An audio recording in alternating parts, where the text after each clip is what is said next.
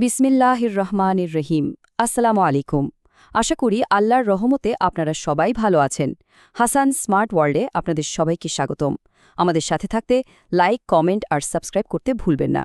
তো আজকের আলোচনাটা বিশেষভাবে আপনাদের জন্যই। আমরা আজ মার্কিন সামরিক বাহিনীর বিমান ক্ষয়ক্ষতির একটা এমন হিসাব দেখব যা যুদ্ধের একটা একেবারে অন্যরকম ছবি আমাদের সামনে তুলে ধরে। তো আসল কথায় আসা যাক, তাই না? প্রশ্নটা খুব সহজ। একটা আধুনিক হাইটেক এয়ারফোর্সকে আপনি মাটিতে নামিয়ে আনবেন কিভাবে? মানে কিভাবে তাদের থামানো যায়? আর এর উত্তরটা কিন্তু মোটেও সহজ না।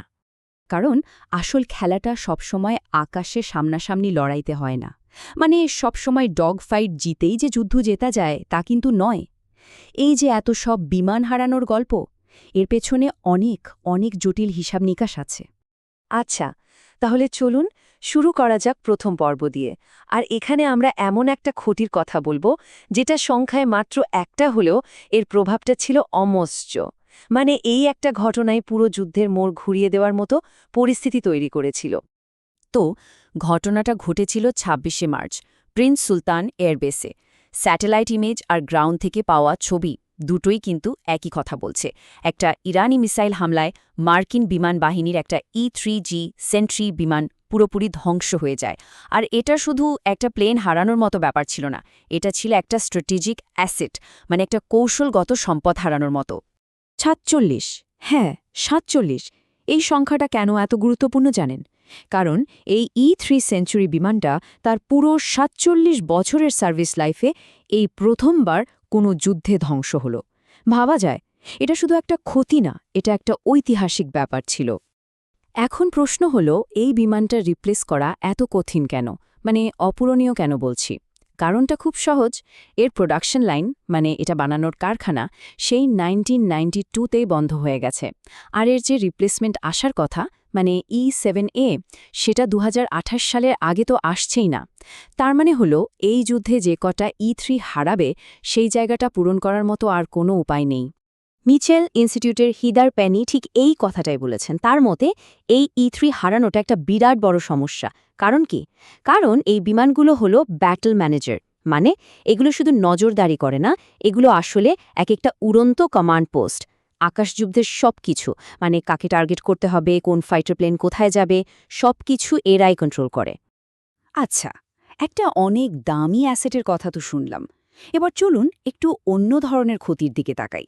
এবার দেখব কিভাবে কম দামি কিন্তু অনেক বেশি সংখ্যায় থাকা ড্রোনগুলো টার্গেট হয়েছে। মানে আমরা এখন ড্রোন যুদ্ধের ক্ষয়ক্ষতির হিসাবে ঢুকছি। ১৭টা? হ্যাঁ, এই যুদ্ধ শুরু হওয়ার পর থেকে আমেরিকা মোট ১৭টা MQ-9 রিপার ড্রোন হারিয়েছে।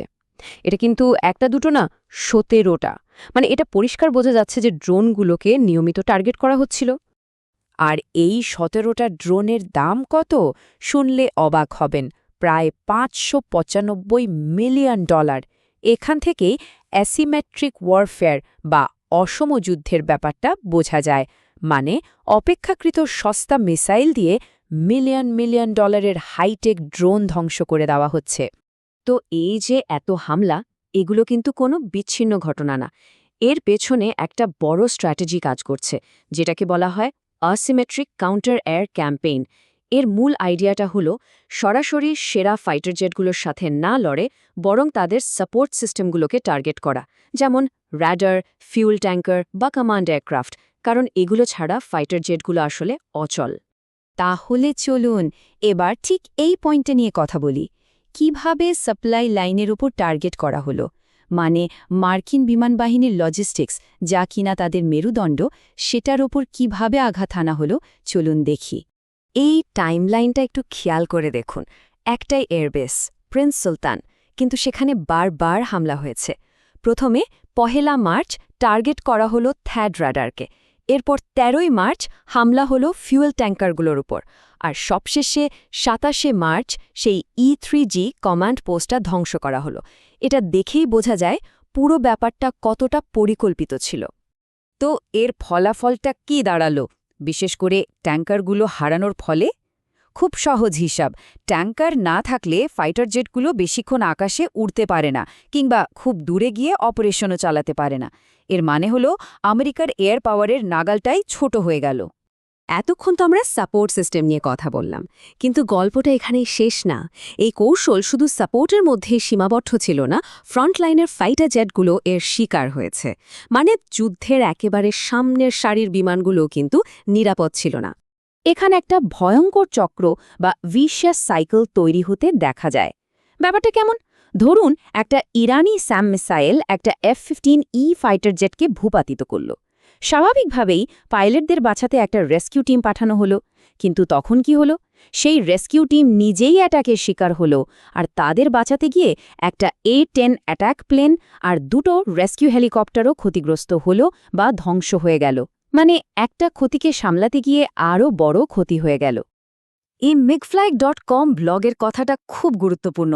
এপ্রিলের ৩ তারিখে যখন একটা F-15E-কে শুটডাউন করা হলো, তখন আমেরিকার এয়ার সুপিরিয়রিটির ধারণাটা একটা বড় ধাক্কা খেল।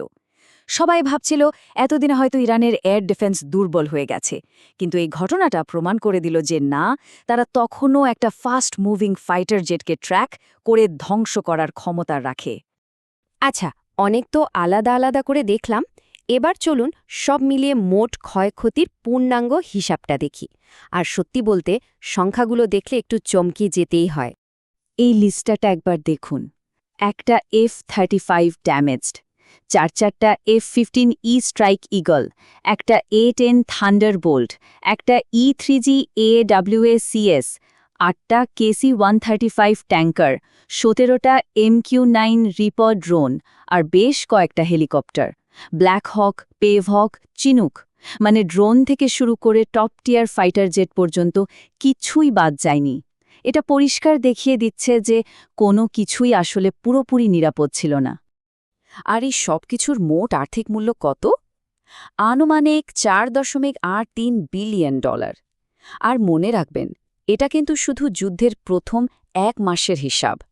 এই অমছম পরিমাণ টাকাটাই দেখিয়ে দেয় যে আধুনিক যুদ্ধের আসল খরচটা কোথায় গিয়ে দাঁড়ায়। তো সব শেষে একটা বড় প্রশ্ন থেকেই যায়, এই যুগে যেখানে ড্রোন, মিসাইল আর এই ধরনের অ্যাসিমেট্রিক বা অসম কৌশলের মাধ্যমে একটা হাইটেক এয়ারফোর্সকে এত বড় ধাক্কা দেওয়া সম্ভব, সেখানে এয়ার সুপিরিয়রিটি বা আকাশপথের আধিপত্যের আসল মানেটা কি? হয়তো ভবিষ্যতের যুদ্ধ কৌশল নিয়ে ভাবার সময়ে এটাই হবে সবচেয়ে বড় চ্যালেঞ্জ।